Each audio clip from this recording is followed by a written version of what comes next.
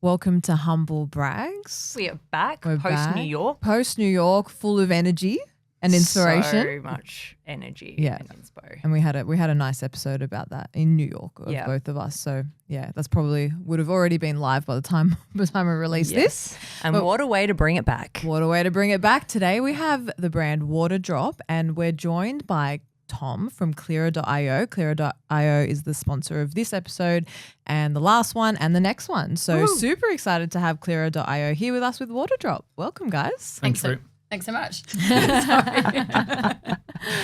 Thank you. Jinx. Yeah. So let's start. Catherine, just tell us a little bit about yourself and how you got involved with Waterdrop. Yeah, absolutely. Thanks for having me, guys. So my name's Catherine and I run the brand Waterdrop in Australia and New Zealand. And so Waterdrop is, we call ourselves like a sustainable hydration brand. So we have these little drink cubes that you can add to your water to add flavor. And our whole brand mission is to help people drink more water and to do it without any of kind of like, instead of buying a pre-filled plastic bottle. So it's less plastic waste basically. And we've been live in Australia now for 2.5 years. So I brought the brand here. My husband and I, it's a joint venture with Austria, which is where head office is. Right. And can you tell us a little bit more around, because I think this is an interesting setup. You've brought the brand to Australia, but obviously Waterdrop is a very successful global brand as well. Tell us a little bit about that global brand story and then your experience with launching it into the region. Yeah, awesome. So Waterdrop was started in 2016 and is a gorgeous global brand. I'm from Austria. Lots of great things come from Vienna and Austria. There's a few other big global beverage brands. Lots of brands. clean brands. Yeah, absolutely. And what kind of is, it's one of those opportunities that just like a moment in life where connected with the founders, shared values, shared conversations, and they had always seen Australia as somewhere as a really interesting opportunity market. But the reality is Australia is just so far away. And to be able to kind of run that from head office from Austria just wasn't kind of going to make sense for them. And so it was kind of, we had conversations back and forth about maybe what they might do to launch in Australia. And we then came up with kind of agreeing to run it as a joint venture. So it was new for me. I had never run an FMCG brand, but I'd never run a brand before. I'd been working agency previously. So I'd been very much kind of operations and digital, but running a beverage brand and like a disruptive, innovative brand was entirely new. Yeah. What was it about Waterdrop that drew you? Was it you truly believed in the product? Was it an exciting, opportunity for you? So what I loved is they've got so much passion and you could see that they've created this incredible community. It's a gorgeous product. It's like very aesthetically pleasing. I really like the mission in terms of reducing plastic waste. We all know that we shouldn't be using plastic bottles all the time. Like everybody knows that. Everyone knows that they shouldn't be drinking lots of sugary drinks. So all of those pieces kind of really appealed to me. But ultimately there's a feel. I don't know, you go with your gut on lots of things, I think, in life. Yeah. And there was a connection and the shared values piece was huge. Great. And you have the joint venture. Day one, what do you do? Sit down and go, what are we doing? Yeah, what is going on here? Well, we had lots of conversations back and forth. And the beautiful thing around, the beautiful thing about the journey for me was also that I had never seen myself, and I think, again, lots of people might have this version of what they see for themselves, but I'd never seen myself as kind of in like a entrepreneurial innovator.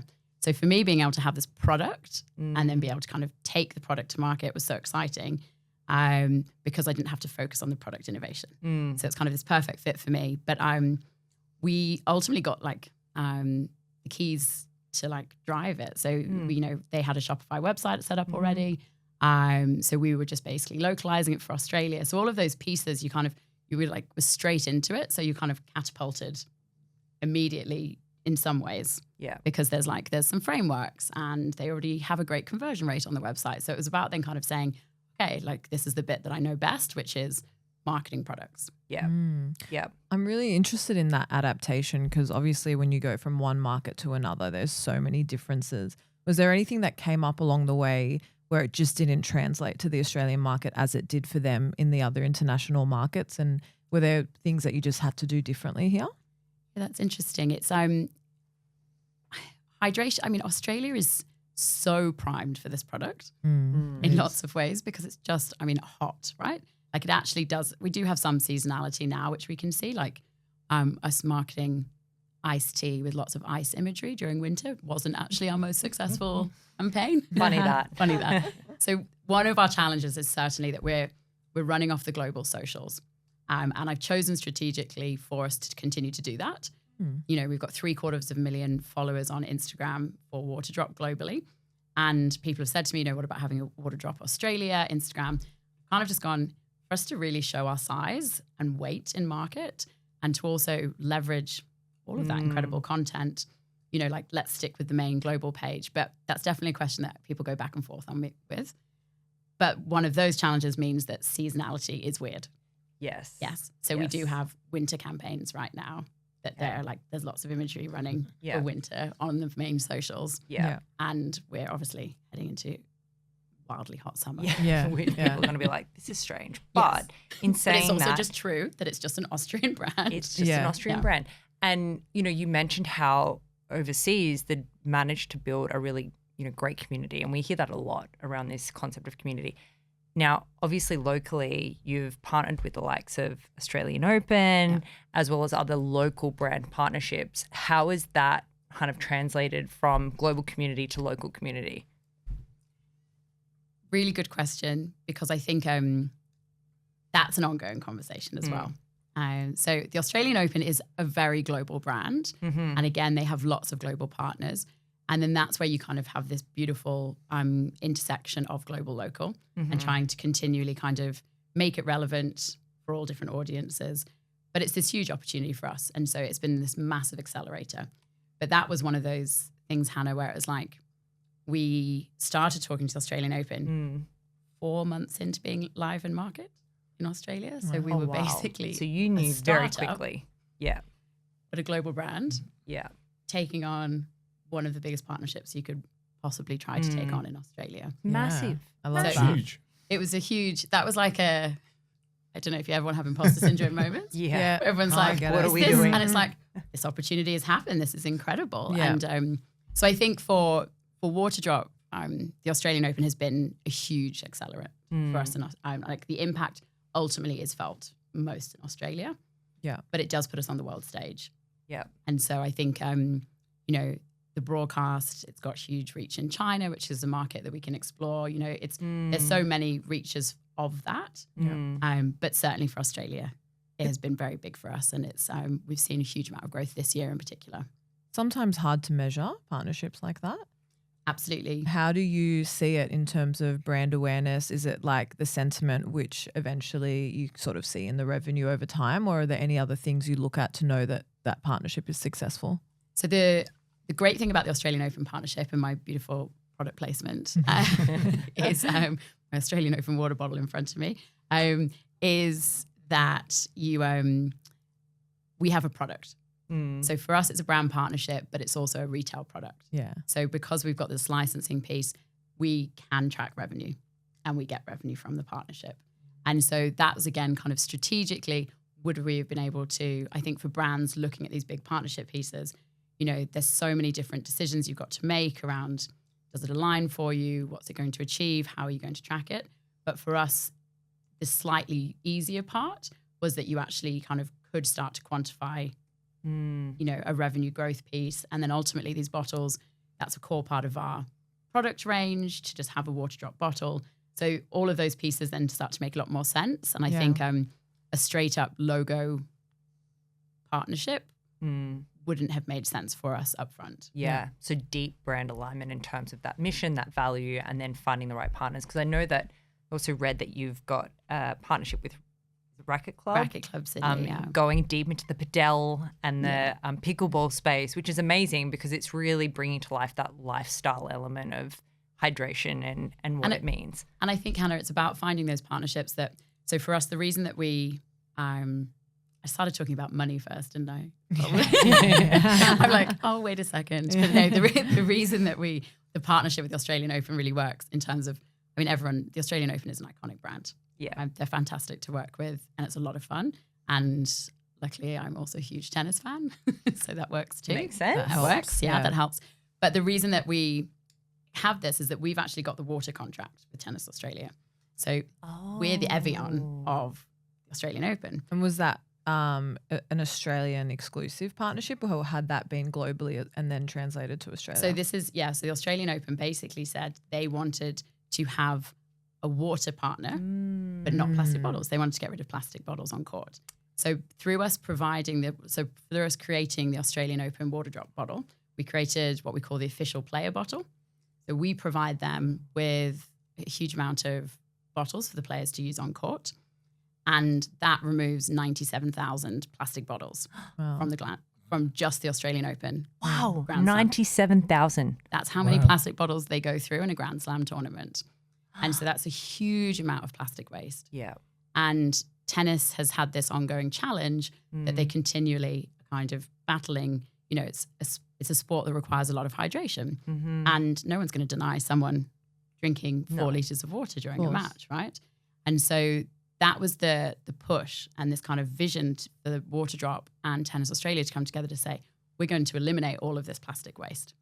So did you pitch that value proposition to them? Or So Waterdrop globally started getting involved with the ATP. So I'm like tennis globally, and they started getting involved in talking sustainability. And it started people had started to do rounds. There's a story about one of the founders meeting one of the Tennis Australia guys in a hotel lobby in New York. And then we were talking here locally and the conversations, and everyone's kind of going, could this work? How does it work?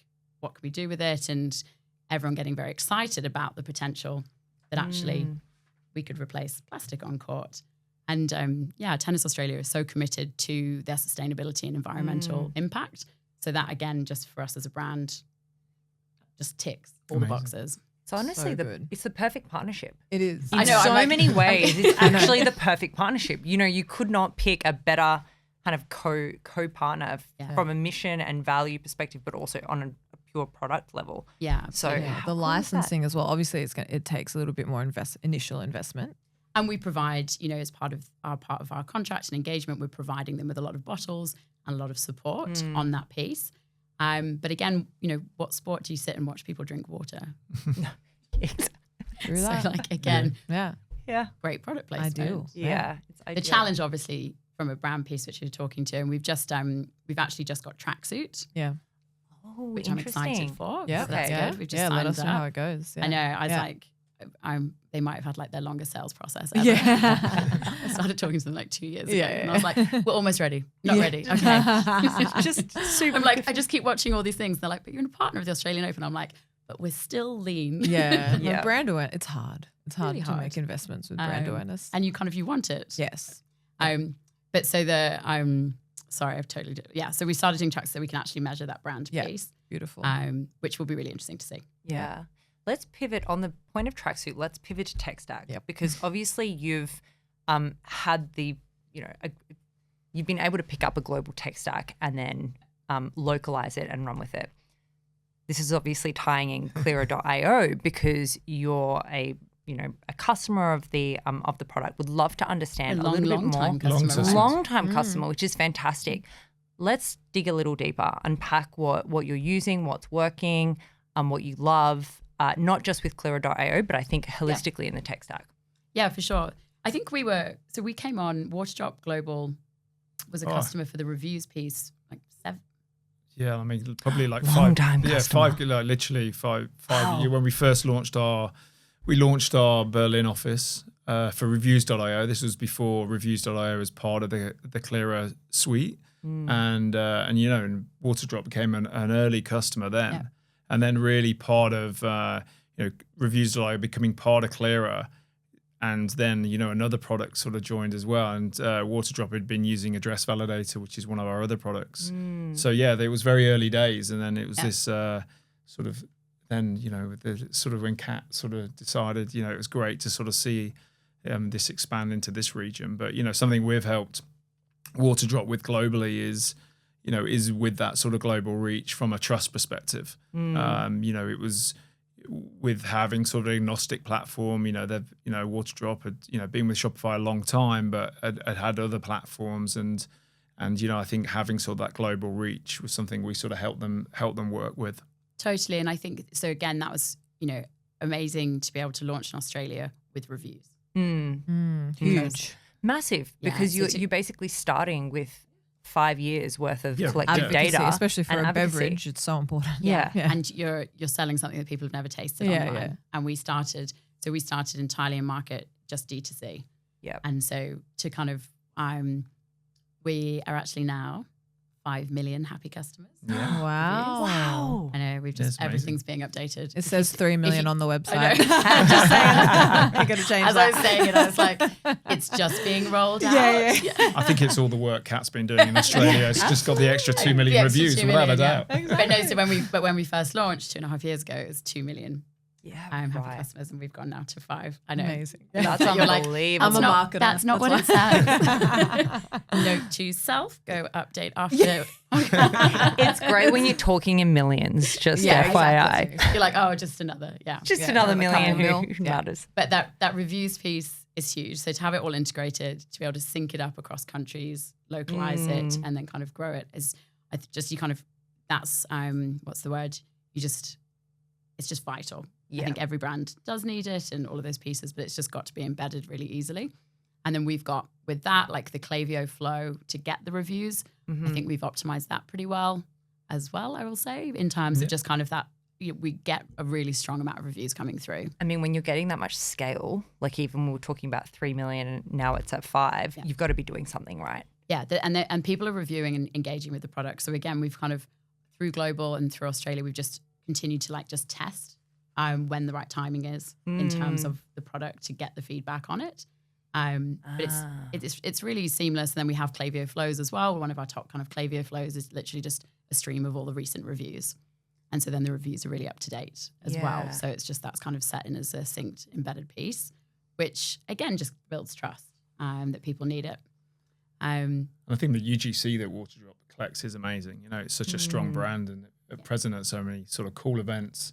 I think, again, just the way that you can inject that sort of dynamic UGC into the Klaviyo flows as well, I think works really well. Absolutely. Did you use that content in emails, the imagery, videos as well? Imagery and videos, and just globally, and then the feed that it comes through as well on the site. Yeah, amazing. We've also been able to sync our reviews up now with Woolworths. We just launched Woolworths 2 months ago, so we can actually get the reviews synced over from reviews.io.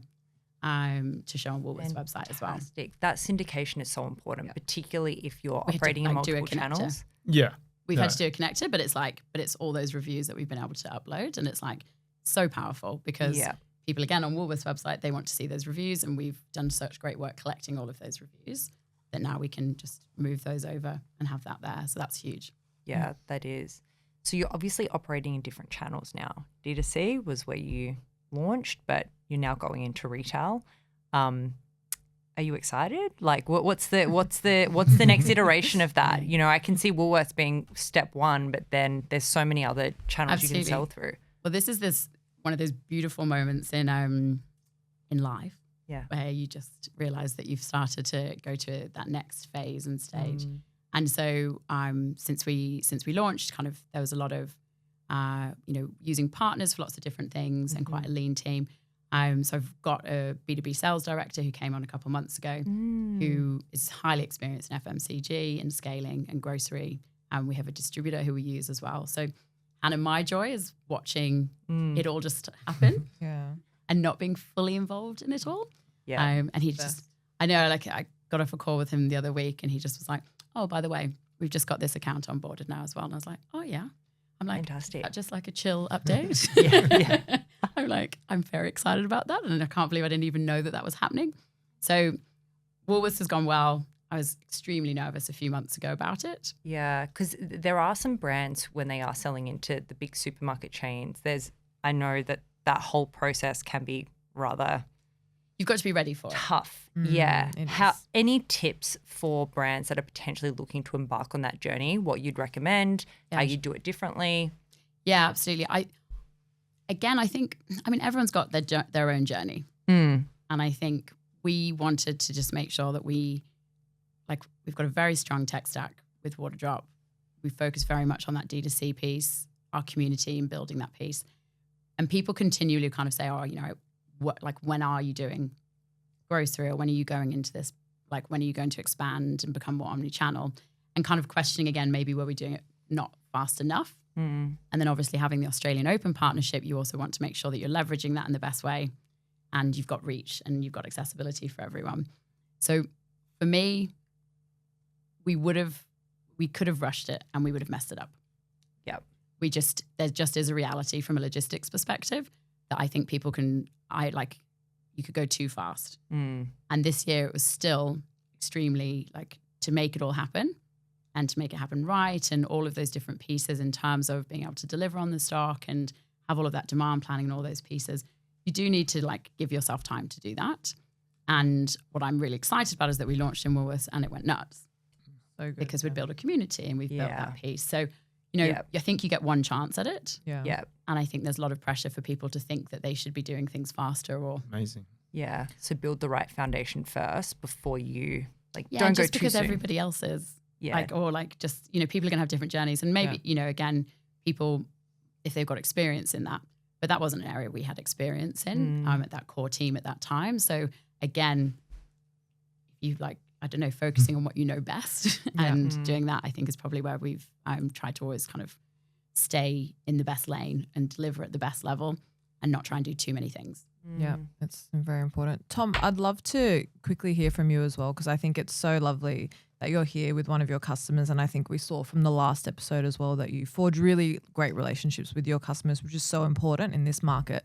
I think a lot of brands are looking at ways to diversify their revenue streams, and it seems like you supported Waterdrop in that journey with Woolworths and the syndication. What are some other ways that you work with brands like Waterdrop to support them when they do want to start diversifying through those different revenue streams, and how does your tech support that? Yeah, I think that's for us, one of the things that we try and do with Clear is this sort of very much the consultative type of approach. Everyone, there's this, it's the big, but everyone's consolidating their tech stack, everyone's reviewing their budgets, and I think one of the things with having quite a diverse range of products, from merchandising, personalization to loyalty to trust, to address validation to sweepstakes, all these different tools. I think it's just really helping them through that journey. And just, I think one of the main things we look at as well is giving them an insight into how we think the future looks. As we know, it's changing pretty rapidly at the moment. And I think choosing the right tech stack for the future is, sometimes doesn't necessarily mean us, but we've got, great partnerships within the industry, and we work closely, and, we've got our ear to the ground pretty well in terms of how, what do we see coming?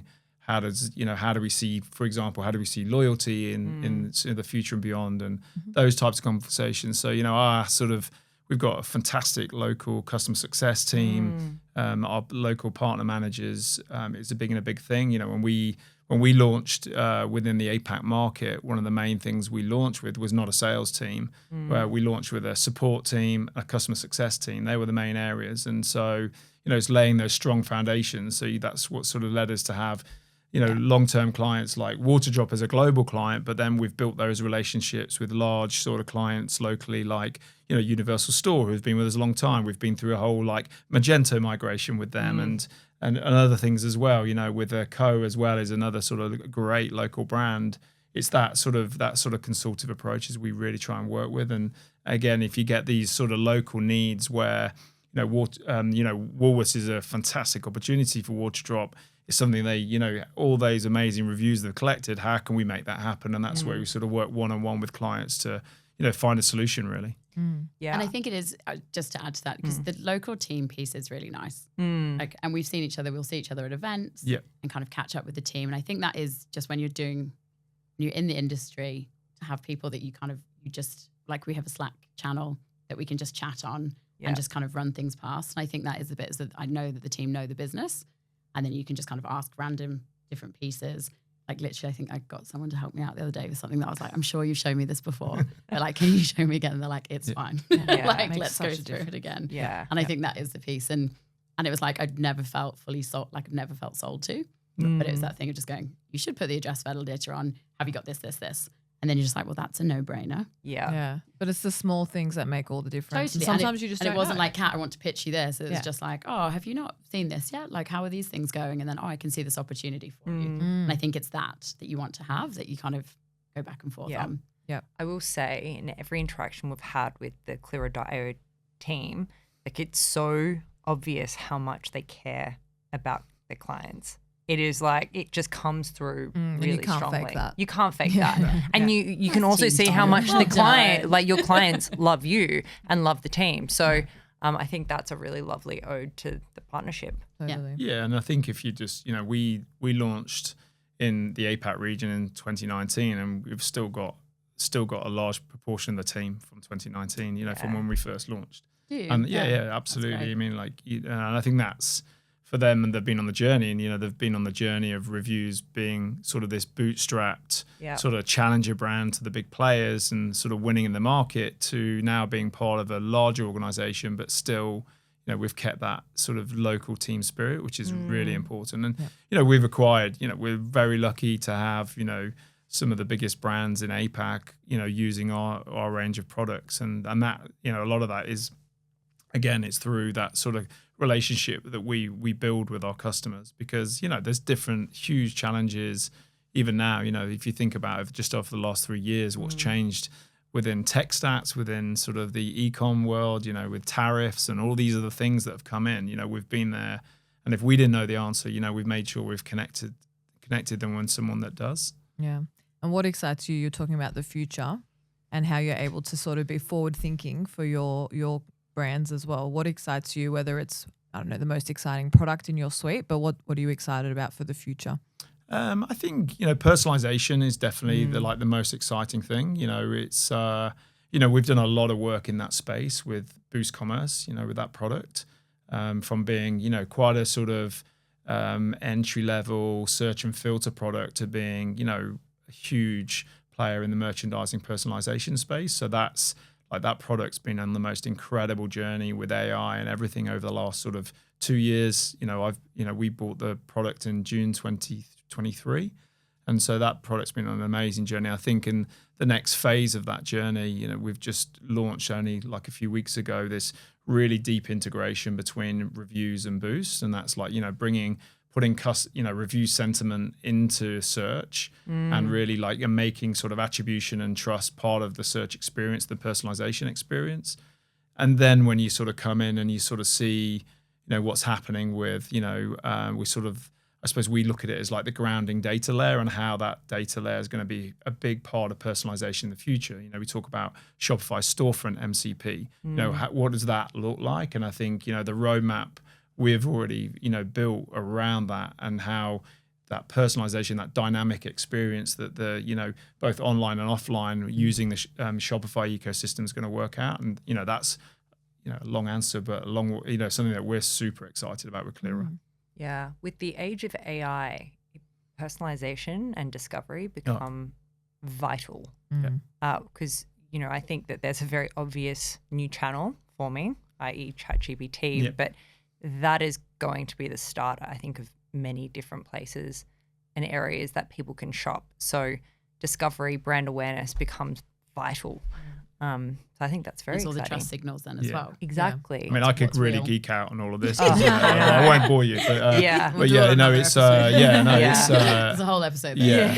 it's. I mean, it is pretty. It's really exciting. I was just being part of going over to Toronto to Shopify Editions in May, and just seeing the early stages, and just aligning with what we're doing as well, and what we've been thinking for quite some time now. It's seeing that play out, and then seeing it play out sort of on a global level with brands like Waterdrop, and the opportunities that Waterdrop will have with this type of personalization that's about to happen.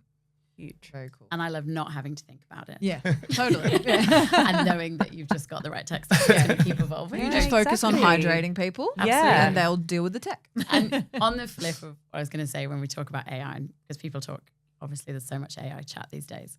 One of the reasons, going back to kind of brand partnerships and trust, one of the reasons that I also then love having a brand partnership like the Australian Open is for all the moments that definitely couldn't have been created by AI. Yes. and creating. I'm going to go the other way of like True. finding now as a brand a way to just be like, you watched that, Yeah. had a memorable experience. Mm. I think people are so ready now to be able to connect more with that live interaction with a brand and how you show up and talk and engage and that it's actually real. It's all of those pieces. And we had this, we had this like great kind of random moment last year at the tennis where like a little boy, he's like a ball kid, he did the coin toss with Carlos Alcaraz and he like kind of went viral. And then they took him like through this little walk through with Carlos to meet him afterwards. And Carlos is just swinging one of our Australian Open Waterdrop bottles and this video is getting like millions of views. And I'm like, That's you brilliant. couldn't have planned that better if you couldn't tried. have planned that better. Yeah. Amazing. Not AI. Yeah. Like that was just a beautiful moment that just kind of organically happened. So I think it's really interesting of like tech, real life brand, like just how you kind of get all those intersects together. Yeah. Yeah. Love it. I want to talk about your customer for a second because I feel like Waterdrop has sort of redefined an entire category, which is very cool. And I want to know how people sort of interact with the product itself. Do you feel like it's an education piece where people might be drinking Coca-Cola and then you're re-educating them on how to have a great tasting beverage without all the nasties? Or do you feel like your customer's already on the health journey, or maybe it's a bit of both? It is definitely, I think we've probably got, there are kind of two key profiles. There's definitely the audience who's very much on the healthy, more sporty profile persona who are looking, and I mean, I think Australians probably all of you have multiple electrolyte or hydration products at home, right? I think, kind of Australians, if you're doing sports or you're part of a run club, you've probably tried multiple. Yep. So I think that audience is just fantastic for Australia. And that's really then just about them discovering Waterdrop as an option, as an electrolyte. And we have that kind of functional range. But then we just have this huge audience who are people that drink a lot of sugary drinks. Yeah. And they're trying to be healthier. Yeah. And that's a different audience again. And they kind of, their engagement with the product, one of the things that I've kind of kept very close to has been customer feedback. And I did customer service for the first year and a half, 2 years. Wow. And just replied to everything Wow. and did it and like learned a lot. But I also then got to read all these reviews, emails, feedback, people emailing us and saying, you've changed my life. Like I now drink water. And that's something that seems so basic. If you're good at drinking water, that seems kind of bizarre to some people. But there are really people who really do struggle to drink water Yeah. and who would just drink Coca-Cola. Yep. Do you struggle? I was going to say, we all know somebody that drinks 2 liters of Coca-Cola a day. Exactly. And that is all they know. I'm a Diet Coke Yeah. guy, so yeah. Do you I'm drink massive. Waterdrop? Yeah, I know. I'm like, I am That is converted. it. No, I am. Like literally, and I'm to be honest, my kids, because you very kindly gave us some lovely Waterdrop. And your kids are obsessed. Yeah, That's literally, all right. my daughter goes to Pilates. She has a Waterdrop flask in her hand. Yeah. No, and it is so that kind of that drinking more water, getting off sugary drinks is a huge core audience for us. And so we have a cola product that has no sugar, Yeah. but you do have to do it with sparkling water and ice. Yeah. That's the caveat. That makes sense. Otherwise, it's flat cola. But it's basically that's continually sold out. And one of those challenges that we had was it's quite a contentious product in the sense that people are very specific about their Coca-Cola. Yeah. And so ordering that in advance to then test the market. And then people have kind of said, like we have some commentary now coming through it being like, are you one of those brands that just keeps like fake selling out to try and things? I'm like, no, we just keep selling out. Yeah. Because when you're launching a new flavor, you don't know how the market's going to react. Exactly. And taste profiles are different from country to country. So just because it had gone well in Europe wasn't going to mean necessarily that it was going to go really well for us here. Yeah. And if anything, it's actually like we've probably even like we're doing maybe more better. Like we're actually doing better than Europe is doing with it in some ways. Like the flavor has literally exploded here. Yeah. And that was one of the flavors that we took into Woolworths. And that was one of the questions they kind of were like, do you think this one will work? We went back and forth and we put it in at the last minute of like, we've got 5 flavors in there and we keep selling out at Woolworths now as well. Wow. I mean, So- that's pretty telling. In terms of our demand planning, we probably got some, Yeah. But to keep up with that supply and demand piece that's a challenge. My question was going to be around most surprising flavors or product launches, but I kind of feel like Cola. that Cola. could be it. Yeah, there's actually, so Europe's just done a new one, Cola Orange. But there's a drink in Europe or in Germany that's like a Cola Orange flavor already. We don't have that here. Yeah. You're both I looking- personally wouldn't vibe with that. No, so that But one. vanilla, I would. Oh, okay, interesting. Yeah, no. So, Yeah. But so Cola Orange, that one where we'll have to do the ordering for that soon. And that one, I'm not sure on. Yeah. you know- I'm so interested to know. Yeah, totally. And that's, again, it's kind of one of those things like we'll just have to put it in market and you have to, again, kind of commit to, you know, a minimum order quantity with head office. So you're also taking that risk up front. I see. Yeah. So you don't want something that's going to flop. No, but yeah, you kind it's of hard then, to know. but then you won't know fully. Yeah. So I think you have to try these things. But again, that's kind of people saying to us, you know, why didn't you order more? And you're like, oh, you need to prove that you guys like it. Yeah, it's a chicken. And and the we're a egg. sustainable brand. Mm. So I also don't want to be throwing out stock Yeah, of course. because it does have a shelf life. So you also kind of, you have to, that scaling piece for 2.5 years to scale that right and not be throwing out stock or over ordering or doing those pieces is like a huge part. And I think as a sustainable brand, I cannot be seen to Yeah. I cannot be seen to be wasteful Absolutely. with that. Do you offer subscriptions? We do. Okay. Through the website. Yeah. Yeah. We use Recharge for that. Nice. And do you have a strategy around subscriptions, like a retention strategy, basically? Yeah. So we've got like it's a good, I think it's a good percentage in terms of our current base. I think the challenge is that, again, we launched it, we took a while to launch it because we were scaling on stock. And so there's nothing worse than someone having a subscription and that piece being out of stock for that flavor. So having those kind of pieces is something we had to kind of gradually phase in. So head office, so like Austria has been doing it for a lot longer with great success. And again, that kind of, we have a very loyal community base Yeah. who then find their core products and they just want to make sure they always have it. Yeah. So it's good. It's growing here though. Yeah. Nice. It needs like, it definitely, I can see it becoming much bigger for us. Yeah, of course. I mean, But it's again 2 kind of years more in. like sustainable, like us just becoming more mature in market. Yeah. I think that will grow. Yeah. Yeah. That makes sense. But how lucky that you've got global to almost learn from in terms of wins and Absolutely. fails, for want of a better word. You've got somebody there that's paved the way and you can kind of pick and choose what strategy you deploy locally, which Absolutely. I think is great. And that collaboration piece as well of kind of, you know, we work with an agency team who do all our Klaviyo email flows and email marketing. And the favorite moment is when one of the team, she's like emailed me and she was like, have you seen? They've copied one of our emails. And she was like, they've taken yes. that. And they were like, yeah. And I was like, how good? Flattery. You know, like flattery. Yeah. And so kind of, again, you know, you can see what's working for them. They can see what's working for us. And you just keep testing.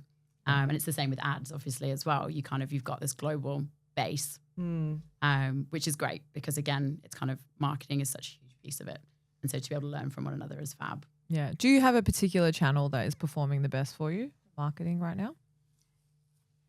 We've scaled through Facebook ads hugely. Yeah. Okay. Yeah. I think, you know, our email database is really strong.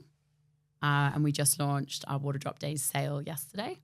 And we broke every record. Wow. Waterdrop done. Day. Waterdrop Days. Okay. Yeah. Cool. Literally Congratulations. biggest day Congrats. ever. in Amazing. Waterdrop Was it a history as of 24-hour sale? It's going for 2 weeks. 2 weeks. Today Okay. is Okay. also okay. great. Oh, good to know. I have not been refreshing Shopify every Yeah. time. Yeah. No, I have not been doing that. I was literally at Pilates yesterday refreshing. Yeah. Yeah. But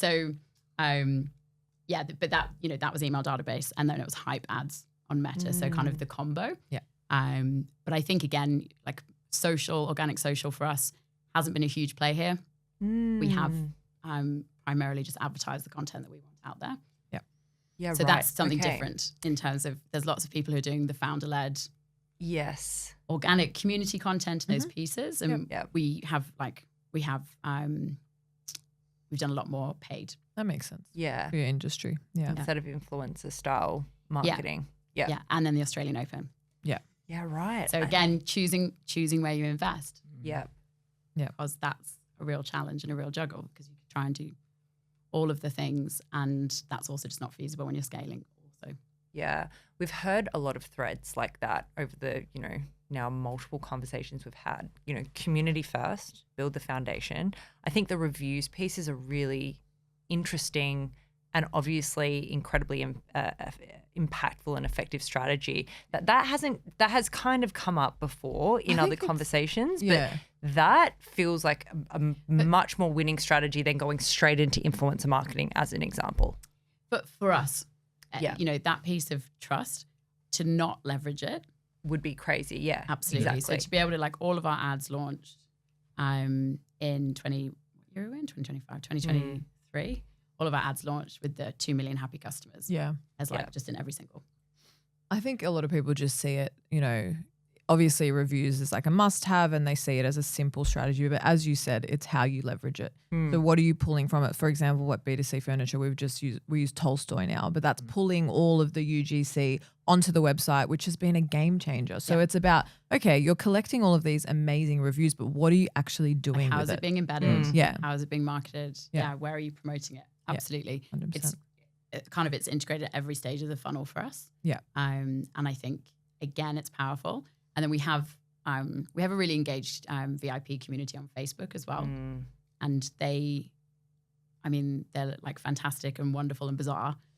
But I also just love that when people will post and reply for us about things. So and good. I'm like, that's excellent. I think the best conversation we've had about a Facebook group was we spoke to Girls Get Off. Oh, yeah. And that Facebook chat. I'm obsessed with that Instagram. Yeah. She's so funny. So good. Yeah. He's so good. Yeah, that's a whole different level. Yeah. 100%. Exactly. Yeah. Ours is like, I really like this flavor. Yeah. Exactly. I think they have flavor comments as well in that chat. All sorts. Yeah. So what's next for you, for Waterdrop? Where do you see the brand going? So omni-channel is the big piece. You know, for me to kind of sit here now and say, so 6 months ago it was, will we be in Woolworths? We're now in Woolworths. And now I'm like, all right, like we want to be across all of these different stores across Australia. So that piece of really just kind of spreading our wings there.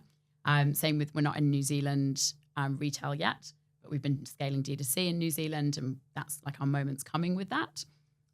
So kind of to be in store in grocery in New Zealand is a big one for next year. And then for us just to expand our network in Australia, that's huge. And I think we just want to become a household name.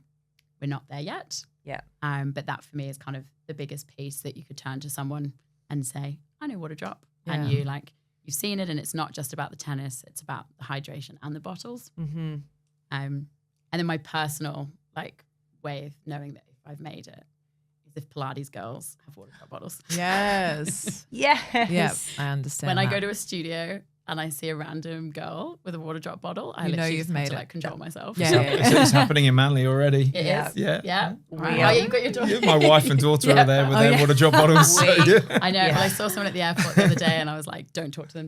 You're like, oh my God, fangirling. We are fellow Pilates girls, so we will happily rep. I know. I'm Waterdrop. like, we can do this. Yeah. Well, we've got the new AO bottles coming out. So if you're also tennis paddle girls, then we can, sort it out. We'll become tennis paddle girls. Yeah. But yeah, I think those moments, though, it's funny as a brand owner at Arbiter, when you just have those click moments. Yeah. For people to kind of message you or show you that you're on shelf or they've got the bottle. Those are the best moments. So nice. Very cool. So we usually do rapid fire questions, but now that we have our conversation cards, we will be getting you to randomly select a card and answer it. So this is not pre-prepared. If I can open the deck. I used these in my team meeting the other day. Did you? Yeah. How did it go? It went so well. Yeah, nice. So do I shuffle or do we just go? They just no. pick one. Yeah, exactly. There you go, guys. All right, Tom, you go first. You can literally take it from the Whatever. top, Yeah. wherever you want. Okay, shall I read it out? Yes, please. Okay, what moment made you stop and realize you're living out the goal of becoming the person you once dreamed of being? There you go. Wow, that's pretty Deep. deep. Question. We don't go shallow at Deep. Humble Brags. You're like, I just Deep. pick a new card. Wow, that is deep. I think recently, actually, we're very fortunate at Clearer.io to have teams around the world. So we've got teams in LA, in London, in Vietnam, in Sydney, Berlin, and also then dotted around other areas. So I think when you sort of get everyone together, and we shared our vision for not just 26, but sort of beyond. And I think, sitting there, we're having so many people around the world sort of there. We've got sort of coming up to 230 employees now. And that was a pretty defining moment, and seeing the engagement and people excited about, what our plans are for the next 3 years. I think that, I'd say that was it. Really. That's huge. That's nice. Yeah, really that's nice. massive. When you're building something, and I guess your moment before around people watching people, seeing people with the Waterdrop bottle, there's nothing better than feeling like, okay, I've got a massive team now, and people are excited and want to engage with the brand or the business. So. Yeah, and I think, for us, being a collection of businesses, we, Reviews.io, we started it over 10 years ago, and then sort of seeing, bringing together under other businesses, and then a year ago, pretty much to this day, is like rebranding as Clearer and sort of launching this sort of vision, for the future. I think that it was pretty defining. So great question though. Thank you. Yeah, Thank you. Okay, mine is, what challenge did you turn into a strength? Okay, so I think I had at least a minute to think about it. I asked you if you wanted to prepare. Look, I think the biggest challenge with launching Waterdrop in Australia was I had never run a business, an FMCG business before. And I think you could spend a lot of time trying to work out all the things that you don't know. And the reality is there's so much that I didn't know. And I think the challenge of not knowing all these things was talking to people and being inquisitive and owning all of the things that I didn't know, and then finding right partners. So I don't know if that's necessarily the strength, but the strength is like, I'm very comfortable having conversations with people and acknowledging that I'm not the expert on it, and kind of, again, just being able to own that comfortably, to say, this isn't my area of expertise, but let me understand it. Tell me the amount I now know about supply chain and logistics, which I did not know anything about. Yeah. And now, and then the amount that I didn't know about getting into Woolworths. But I chose a partner, a distribution partner to work with. I listened to advice from head office, took it on, and took all those pieces on, and just went on that journey of, I absolutely sat in a meeting listening to some acronyms one time, and I just was like, you know what, I actually have no idea what they're talking about. I asked them what the acronym was. Everyone looked at me for a moment, and then they were like, okay, sorry, Kat. And I'm like, yeah, you know what, it's fine for me to just acknowledge I don't know what you're talking about. Yeah. And people are always lovely and will explain to you. So yeah, I guess, I don't know if that fully answers it, but just that a challenge of not knowing. It really just does. It's so embrace important. being inquisitive. Yeah. We've got such a beautiful e-commerce community in Australia as well. So for that whole asking the dumb questions to somebody who's done it before, there are so many people that would openly give you some advice around what to do and what not to do. So and that's where I found the e-commerce community in Australia, I think, is just it's just fantastic. And I've really thrown myself into going to events and talking to people, because you just always learn something and people will share with you. And that's, these kind of podcasts and things like that, everyone's gone through it, and there's a lot you can learn if you listen and if you ask the right questions. Absolutely. Yeah. Well, good on you, because it's hard to sort of embrace that discomfort.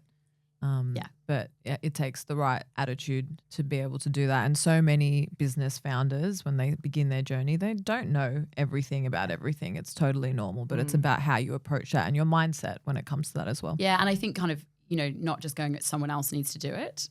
That's the other bit. Like, you do need to understand. Yeah. So you can make the right decisions. So I think that's part of it as well, of kind of going, I don't just want to completely outsource it. Well, that goes back to you being in customer service for a year and a half. So you're probably in, I don't know if you use Gorgeous or something, just in the platform, or were you in the DMs? What were you doing? It manually.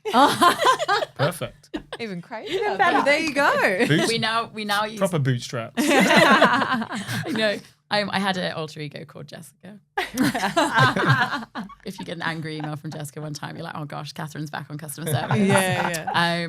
But no, we were doing it. We're now using customer.io to manage everything. But we, again, kind of for the first year, it was all manual, which I don't know. It just kind of, it seemed to work right. It was what worked for us. Yeah. That's how it is in business. But you then learn all of the different things. Yeah. And I remember that first November when I realized that actually Australia Post is a nightmare. And losing parcels is one of your most frustrating things. Yep. Or the amount of people that put in the wrong address or they don't get the address right. Yeah. It's also why we have address validator from Clearo, because my goodness, people like that cost of losing parcels and it's your fault. Yeah. But like they put in the yeah. wrong address. Literally it costs us so much money for people just being like, oh, but it didn't arrive. And you're like, well, so I've lost the product. You're Particularly, asking- And we're resending product, right? Yeah. And you've like paid the pick and pack fees, you pay the shipping fees, and you just do it all over again. I didn't realize Clearo had that. Is it a part Yeah, of so it? address validator. Yeah. So yeah, I mean the Australian market's huge for it because it's not like a postcode in Australia doesn't exactly get you very near to your house where we're used to being fellow sort of Brits here. An address and a postcard gets you very close to your house in the UK. So yeah, I mean it's a big problem that we solve, and we've got pretty much the biggest brands on Shopify all using our product. Everything from Aloe Yoga to Skims to Fashion Nova to Waterdrop. Yeah. They're all, and it's we And price. it's so simple. Yeah. Sorry, can I just say that? Because it's like no one, it's fixing something that just like So effective. causes so much chaos. I mean, to give you an idea, we sort of we stop over 11,000 failed deliveries a day. So as a product, that's the state. We have this amazing Looker dashboard that sort of shows us all the failed deliveries, but also the paused deliveries. We actually we pause over 35,000 deliveries a day, where we flag something for the merchant to say this doesn't look right. Yep. And then the actual. So you look at that from to all the things Kat just said. Around the cost of the cost of return, the cost of processing that, the failed, And the customer isn't going to take, they're not going to take ownership, and people hate paying for shipping anyway. Yeah, exactly. So all of those costs and being that close to it, to just see that you're just like, even at the start when it's just a couple a day, but just to see it up front and just realize like if you can just like try and eradicate that. I mean, that would be amazing for us as well in furniture. Yeah. Because it's No, pretty, like you can't mess that up. You can't mess that. Yeah. And it just causes headaches. Yeah. Totally. Everybody. Yeah. Is that part of another product? Like, is that reviews? No, it's a standalone product. So it's a standalone. built for Shopify Yeah. standalone product. So yeah, with that product we've had for, coming up to 8 years now. And we've got about 5,500 customers globally using it. Extremely strong in this market. Frank and Green, Yeti, all of those brands all use it as well as Waterdrop. Yeah. But you Unreal. just turned it on. Yeah, it's Yeah. literally Click a of a plug-in. button. It's super easy You're plug like- and play. Great. Yeah. Why did you not do that Fantastic. 2.5 years ago? And that's it. It's if you look at the cost, it's 5 cents an order. It's a no-brainer when you look at the cost, not just in your shipping costs of managing that failed delivery, but also time. With the time involved in that. Such a simple yet impactful product. But I think it's really hard, Tom, though, like when you are starting, all the tech stack costs do get expensive Oh, really yes. fast. Oh yeah. And so I do think it's one of those things that certainly like, I was just reflecting like, you kind of go, how big a problem is it, right? Yeah. And then you just, as you scale, that stuff just kills you. Like it just takes straight from your margin. Yeah. And then it is the no-brainer. But I think at the start, choosing your tech stack and looking and suddenly like all these software fees and Shopify fees, like all of those pieces is like, it's a lot to take on. Yeah. And then you start to get to a scale where you just can't, Yeah, you can't not do without it, if that makes sense. Exactly. And that's sort of, the way our team works. You can't sort of, people can't jump into the full Clearo suite from day one. No. Yeah. But, we look at the real problems and look at what's, the problems they're trying to solve and sort of find a way to sort of work it out and build out a plan. Yeah, Because, prioritize it. yeah, exactly. Yeah. Because again, it's not just the cost of the actual tech, it's actually the time that you need to invest to make it work. There's obviously Address Validator is a super simple plug and play and it's up and running in seconds. But other tools, they do take a long time and it's that sort of personal investment as well. Yeah. Especially if you're reporting back to a business, it's like you're prioritizing what's going to move the needle for what we need right now. And to give it the right like headspace yeah, and exactly. attention, as you say. Like there's no point adding tech that no one's going to use or like if the brand doesn't take it seriously or invest time in it, right? Yeah. Exactly. I think that's also the benefit of Clearo because you've got so many different products within the suite. You can where you start is not where you end up. right? You can continuously add on based on where you're at with your business growth. So I think that that's such a massive advantage as opposed to having to onboard with another business or another product. You've got them all there. Yeah, and we're, and as well, we're building our own, we're not just expanding our current suite, but the Clearer product actually comes out in Q1 of 2026, which is going to be super exciting. Is this a exclusive? Exclusive, Yeah, yeah. heard it here first. Yeah, very, very exclusive. So yeah, we'll start teasing people in the next month. Yeah, there you go. Yeah, exactly. You'll start. It starts now. Yeah, it is. Yeah. Do we get a little sneak peek? Yeah, a little sneak. So it's just with, for our side, it's like that grounding data layer. It's so when you think about, your tech stack, you think of all of that, all of those connections, and how do you really utilize that and leverage that? And I think that's something where customer segmentation and the way that lives across multiple environments, the way the product catalog. Hannah, you touched on sort of visibility. What with the new sort of channel of the ChatGPT and various other ones, and you think about Shopify's instant cart and all of these things. How do you maximize the visibility in this new world of search and personalization? So I think that's sort of where the Clearer product will come into play. It's very exciting. Well. Yeah, we'll be watching. We love a sneak peek. We do indeed. Well, thank you both so much. It's really exciting to hear about the growth of Waterdrop, and congratulations to you, because it's no easy feat and you're doing amazing things in this market for Waterdrop. So Appreciate that. I'll help you all drink more water. absolutely, that's what we all need. And thank you, Tom, for joining us. And we love to see the beautiful partnerships that you're forging with these brands. So thank you for sharing with us. Thank you. No, it's been great. And it's been great. Thanks, Kat, for coming along. No worries. Thank you. Thanks, guys.